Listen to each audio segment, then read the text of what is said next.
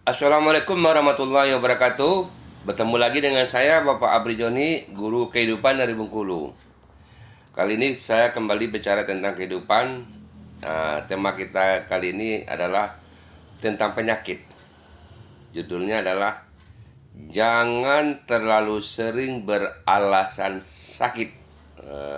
Ini bagus buat orang-orang yang suka beri alasan alasan sakit. Nah, hari ini alasan dia sakit, besok anaknya sakit, besok suaminya sakit, atau istrinya sakit, sakit terus. Nah, ini sering dilakukan orang, biasanya orang-orang yang suka beri alasan. Kenapa? Karena dengan alasan sakit itu biasanya bos, kalau misalnya ada bos alasan nggak masuk kerja karena sakit, biasanya bosnya nggak marah. Kalau kita ada janji yang tidak ditepati, alasan sakit, biasanya orang tidak marah. Ini makanya nyaman, enak beralasan sakit. Ini adalah tindakan yang sangat keliru. Ini yang mau saya jelaskan. Tentang penyakit ini, banyak sekali perilaku-perilaku yang membuat orang sulit sembuh. Ini jadi sekarang saya ungkapkan alasannya kenapa kita tidak dianjurkan atau dilarang beralasan sakit. Sakit terus. Yang pertama, inilah salah satu penyebab mengapa orang sulit sembuh. Ini kenapa saya larang. Saya sudah amati orang yang sakit tidak sembuh-sembuh, berobatnya kadang ke tempat yang mahal, obat yang dibeli juga obat yang mahal. Orang lain sembuh, dia tidak sembuh. Ya, obatnya udah mahal, tidak sembuh pula. Ini kenapa penyakit susah sembuh? Karena kita nyaman dengan sakit, nyaman dengan penyakit. Orang yang beralasan sakit itu dia nyaman dengan sakit. Kenapa? Kalau orang kita beri alasan, kenapa kamu nggak datang kemarin? Oh, aku sakit. Orang bisa diam. Akhirnya dalam pikiran bawah sadar tertanam, enak ya sakit. Orang tidak marah. Yang baik lagi kadang-kadang didoakan. Oh ya, kalau misalnya, maaf pak, aku nggak bisa datang hari ini, aku sakit. Oh ya, nggak apa-apa, semoga cepat sembuh. Didoakan pula.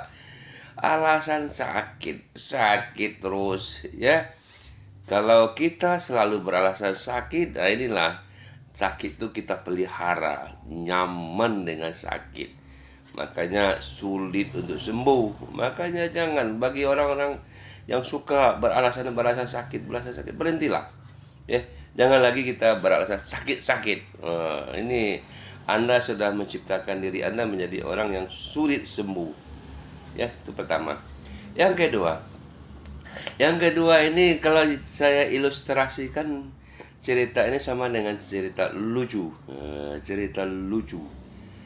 Anda mungkin pernah mendengar atau sering mendengar cerita lucu diceritakan oleh teman Anda.